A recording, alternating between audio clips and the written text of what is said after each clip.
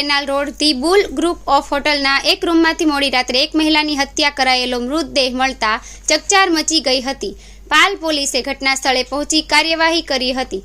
જો કે સમગ્ર હત્યા પતિએ તીક્ષ્ણ હથિયારના ઘા ઝીકીને કરી હોવાનું સામે આવ્યું છે. પાલનપુર ગામ નજીક આવેલ રોયલ ટાઇટેનિયમ કોમ્પ્લેક્સમાં હોટલ ધી બુક ગ્રુપ મોડી રાત્રે રૂમ નંબર 3માં પોલીસે વકીલાતનો અભ્યાસ કરતી નિશુ ચૌધરી નામની મહિલાની હત્યા કરેલી લાશ મળી હતી.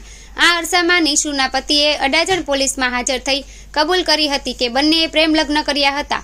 બંને વચ્ચે કેટલાક સમયથી ઝઘડો ચાલતો હતો, જેથી ગત રોજ તેઓ હોટલમાં રોકાયા હતા, જ્યાં પત્નીને ચપ્પુના એટલા બધા ઘા માર્યા કે પત્નીનું પેટ ફાટી ગયું હતું. પાલ પોલીસે પતિ મનીષની પૂછપરછ હાથ ધરી છે. બંને પાલનપુર જગતનાકાની વિદ્યાકુંજ સ્કૂલ પાસે રહેતા હતા. તો કયા કારણોસર ત્યાંથી માંડ 1 કિમીના અંતરે હોટલમાં ગયા?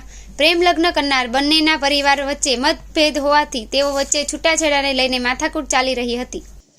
પાલ પોલીસ સ્ટેશનમાં hotel Brew group canal road Palanpur આવેલ છે. એના ઉપર એક નિશીબેન મનીષકુમાર ચૌધરી કરીને બેનનું લાશ મળેલી છે. એ હોટલના રૂમમાં મળી. એની તપાસ કરતાં એને ચપ્પુના ઘા વાગેલા અને એ પ્રમાણેનું એનું ખૂન થયેલ હોવાનું પોલીસને પ્રાથમિક માહિતી મળેલ છે. અને એ માહિતી આધારે પોલીસે તપાસ કરતાં એ બેન 4 તારીખના રોજ એમના પતિ જે એને લવ મેરેજ કર્યા છે, રોહિત દાદા સાહેબ કાટકર કરીને છે, એ અડાજણ ગામમાં જ રહે છે, એમના હાથે ત્યાં રૂમમાં ગયેલા.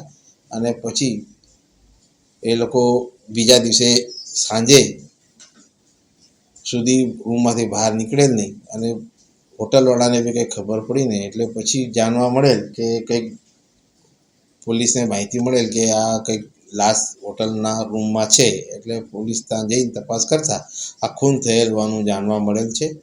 અને આજે હોટલના સીસીટીવી ફૂટેજને એવી જોતાં બીજી કોઈ એક્ટિવિટીઝ જાણવા નહીં મળે. પણ એના ઘરવાળો જે કહેવાય છે, એને જ્યારે લવ મેરેજ કર્યા, જે ડિસેમ્બર મહિનામાં થયેલા હતા લવ મેરેજ, રોહિત દાદા સાહેબ હાથે જે અંદર ગયેલી હતી, જેથી કરીને એની અત્યારે પૂછપરછ ચાલી છે અને ફરિયાદ લેવાની તજવીજ ચાલુ છે. સર, કેટલા ઘાવ મારેલા અને ક્યાં મારેલા? અત્યારે એક પેટના ભાગે ઘાવ વાગેલો છે અને એક હાથના ઉપર વાગેલો છે. અને એનું ઇન્ક્વેસ્ટ પંચનામું એની હવે પ્રોસિજર ચાલુ છે. છોકરીની એડવોકેટ હતી સાહેબ? એ જ જાણવા નથી મળ્યું. હવે તપાસનો વિષય છે.